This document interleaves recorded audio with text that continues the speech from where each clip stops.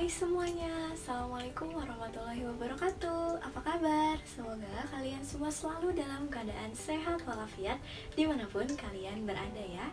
Jangan lupa untuk selalu jaga kesehatan dan taati protokol kesehatan yang ada jika kalian semua terpaksa harus keluar rumah, terutama menggunakan masker. Oh ya, sebelumnya jangan lupa untuk subscribe YouTube channel ini ya, karena ibu akan update video-video materi pembelajaran lainnya yang insya Allah akan berguna ya untuk kita semua, terutama dalam melaksanakan pembelajaran yang masih dilaksanakan secara online ini.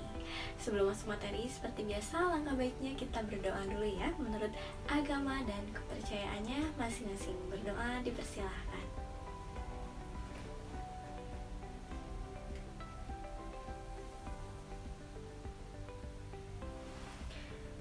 Hari ini kita akan masuk pada materi perubahan masyarakat Indonesia pada masa pendudukan bangsa Jepang. Dengan tujuan pembelajaran, peserta didik dapat menjelaskan perubahan masyarakat Indonesia pada masa pendudukan Jepang. Kalau sebelumnya kita membahas mengenai perubahan masyarakat Indonesia pada masa pendudukan bangsa Barat, hari ini kita masuk pada materi bangsa Jepang. Pada masa pemerintahannya, Jepang ini menggunakan sistem pemerintahan berdikari yang berarti berdiri sendiri dengan tujuan agar lebih leluasa melakukan penjajahan. Nah, Jepang ini melakukan propaganda 3A, yaitu Jepang Pemimpin Asia, Jepang Pelindung Asia, dan Jepang Cahaya Asia. Itu semua untuk menarik simpati rakyat dengan cara mengibarkan bendera merah putih yang berdampingan dengan bendera Jepang itu sendiri. Lalu menyanyikan lagu kebangsaan yang diiringi lagu kebangsaan Jepang juga, yaitu Kimi Gayo. Akan tetapi semua tidak terlaksana sebagaimana mestinya. Jadi ini hanyalah janji palsu Jepang aja gitu ya. Untuk apa? Untuk mendapatkan hati rakyat Indonesia. Nah, lama-kelamaan rakyat Indonesia ini sadar kalau semua itu hanya janji palsu, janji manis saja gitu ya. Sehingga mereka bersatu mencari cara untuk bisa merdeka dan melawan bangsa Jepang. Jadi, perubahan apa saja ya yang terjadi pada masa pendudukan Jepang? Yuk, kita simak videonya. Yang pertama, perubahan dalam aspek geografi. Perlu digarisbawahi ya anak-anak, adanya eksploitasi kekayaan alam ini merupakan salah satu ciri masa pendudukan bangsa Jepang. Nah, pada masa ini tanaman jarak dikembangkan sebagai bahan produksi minyak yang dibutuhkan sebagai mesin perang, sehingga rakyat ini harus mengembangkan tanaman tersebut.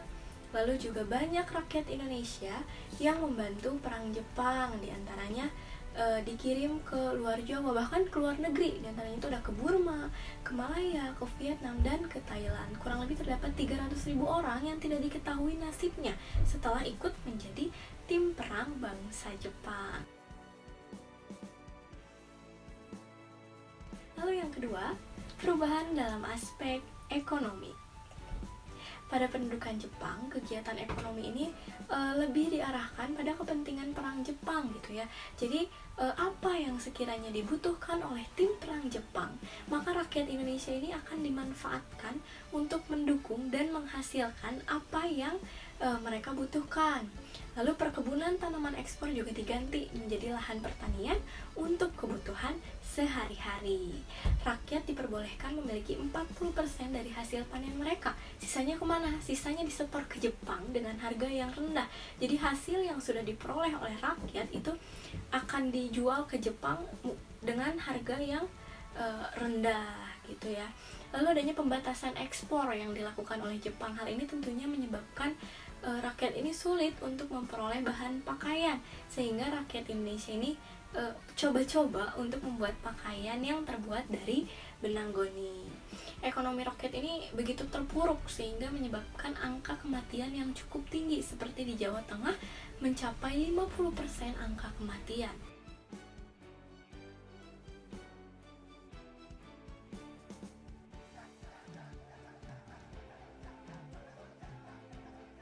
Lalu yang ketiga, perubahan dalam bidang pendidikan. kegiatan pendidikan ini menurun drastis. Gedung sekolah dasar dari yang tadinya 21.500 buah menjadi 13.500. Di sekolah, bahasa Indonesia ini menjadi bahasa pengantar, sedangkan bahasa utamanya itu bahasa Jepang. Jadi bahasa Indonesia menjadi bahasa sampingan yang diajarkan oleh sekolah, yang utamanya adalah bahasa Jepang. Pada masa ini, tradisi budaya Jepang juga dikenalkan di setiap jenjang pendidikan. Jadi siswa dipaksa untuk memiliki jiwa Jepang dengan cara apa? Menyanyikan lagu kebangsaan Jepang, yaitu Kimigayo, serta belajar budaya-budaya Jepang. Lalu yang keempat, perubahan dalam aspek politik. Organisasi yang ada sebelumnya ini dihapuskan dan diganti oleh lembaga yang sudah dibentuk oleh Jepang, karena mereka merasa takut akan organisasi yang pernah ada di masa kolonial Belanda. Hanya Majelis Islam ala Indonesia aja yang diizinkan masih bertahan awalnya, karena organisasi ini dianggap mengenal budaya anti barat gitu ya, hingga dianggap satu pemikiran dengan bangsa Jepang. Lalu pada akhir pendudukan Jepang terjadi revolusi politik Indonesia, yaitu kemerdekaan Indonesia pada 17 Agustus 1945.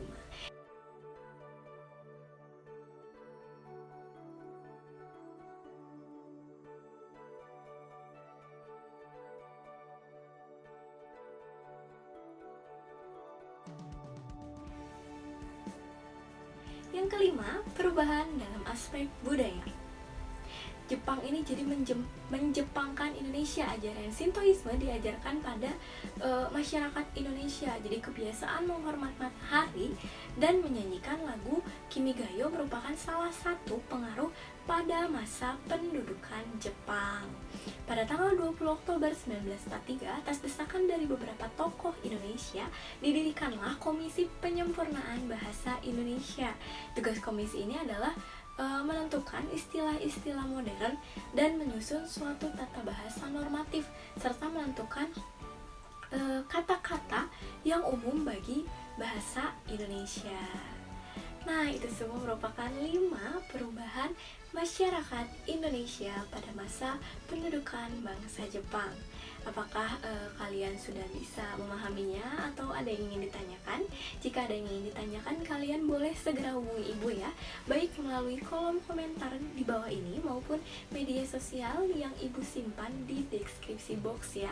Semangat anak-anak, jaga kesehatan dan jangan pernah merasa malas karena tidak berangkat ke sekolah. Ingat ya, bahwa mencari ilmu itu tidak harus selalu di sekolah.